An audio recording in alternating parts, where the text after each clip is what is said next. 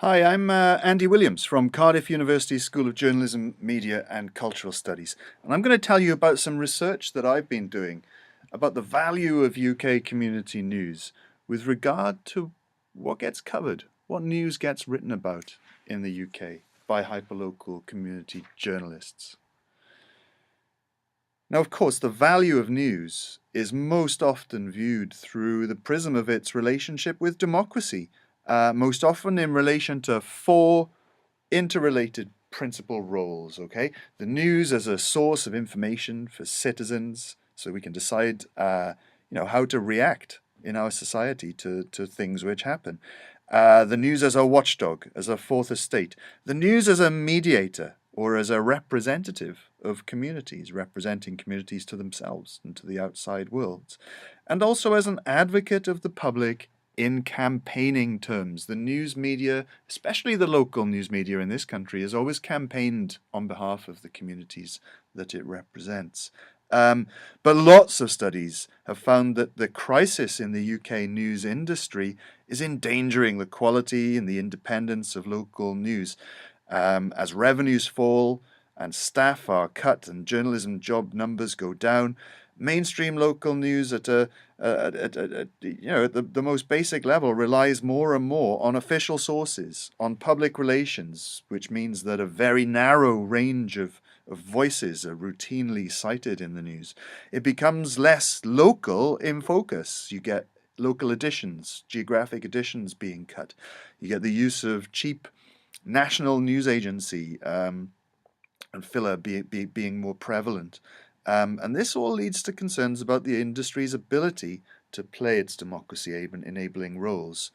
But, as we know, there are newer forms of journalism emerging, hyperlocal news, community news online being one of them, and we don't know much about it in the UK. So this study aims to try and understand its value as an emergent cultural form of news. What do we do? Where do we look? Well, we used a very detailed content analysis. We analyzed almost 2,000 stories on over 300 active sites. We did an online survey with 183 community news producers, people who provide this kind of news, and then a series of 36 longer, more qualitative, semi-structured interviews to add depth to the bare figures from the survey. When we looked at the content, what did we find gets covered? Well, we found that the largest category of news in this sample relates to local community activities. This is a very, very geographically focused, community-oriented journalistic form. A lot that's written about community in relation to new media stresses how it transcends geographical boundaries. But this, it strikes me, is a cultural form which is remarkably traditional in its focus on the local place-driven community. These posts about community, our biggest category, they're stories about non-political interest groups in communities, the Women's Institute, community groups, local clubs and societies, or stories about community events like festivals, that kind of thing. We also have a lot of stories about local councils, local government. So a lot of information which in principle, again, could be of civic value. Using different variables, we also tracked how local this news was. And most of it is virtually all of it, is really local.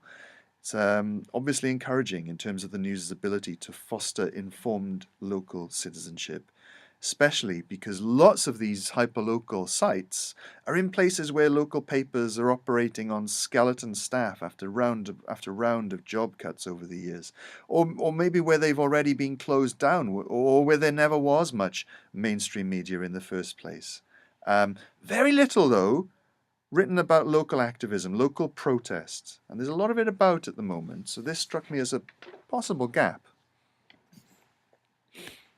Who gets to speak? Sources, news sources, the people who are quoted in stories. These are important. Being quoted in a news story is an important indicator of social power. Who gets to define news events, can affect public opinion, they can bolster their own authority, they can assign cultural meaning, and as such they're a key indicator of civic value.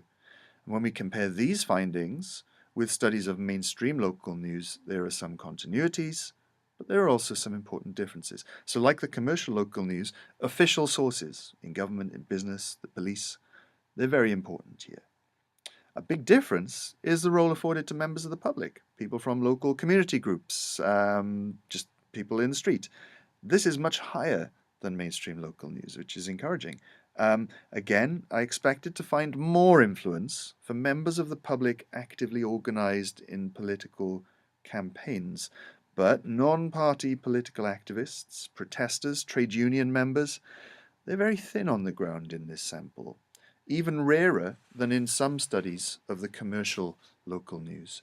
Now, thinking back to the roles that I mentioned for local news earlier on, campaigning was one of them. Campaigns are important to the local news's ability to advocate for communities.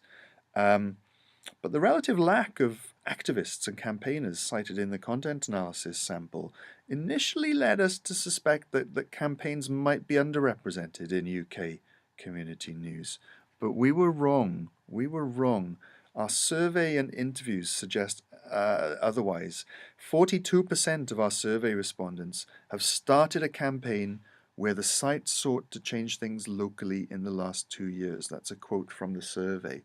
72% have joined in or supported or publicized the campaigns of others in the last 2 years.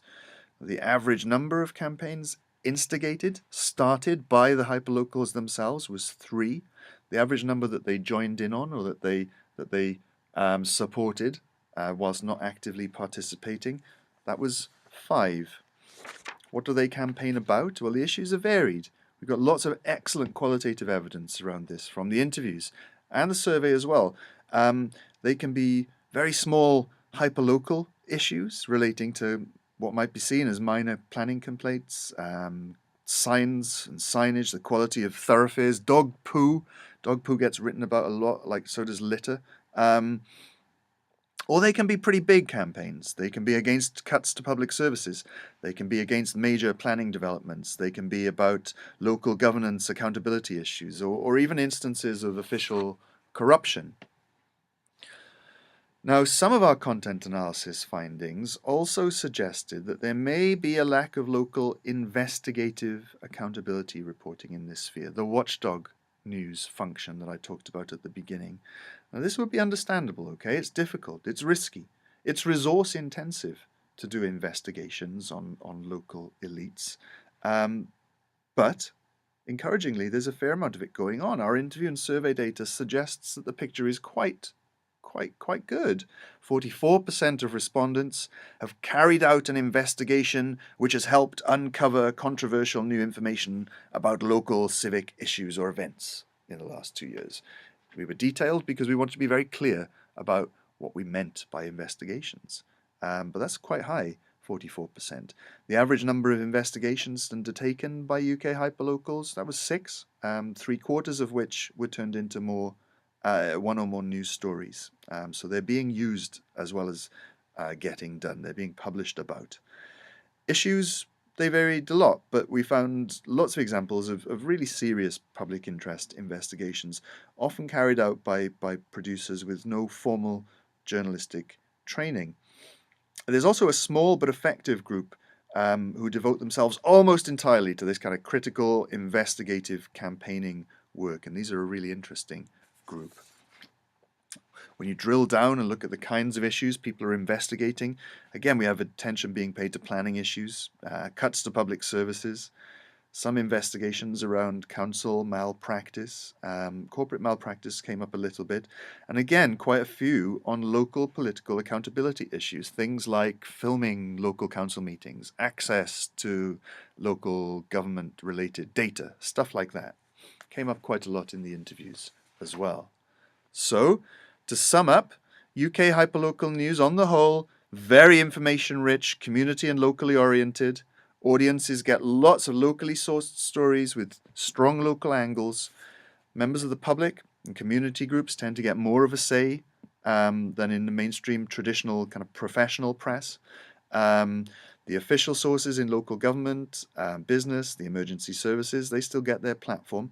And these blogs produce quite a lot of news about politics, about civic life, about the business of local government, which is an area that's been underreported in the UK, given the crisis in commercial news that we've seen.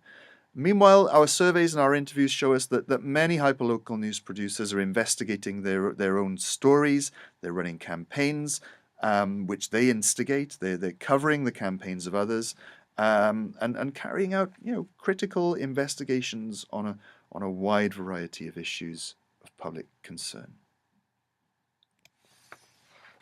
If you'd like to find out more about the research I just told you about, you can download a free open access article at the link on the other side from the journal Digital Journalism. The research was funded by the UK's Arts and Humanities Research Council and carried out by researchers on the Media Community and Creative Citizen Project and the Media Power and Plurality Project. The full research team behind this work consists of the list of academics mentioned on the left there. I'd like to thank them very much indeed, as well as you for listening. Goodbye.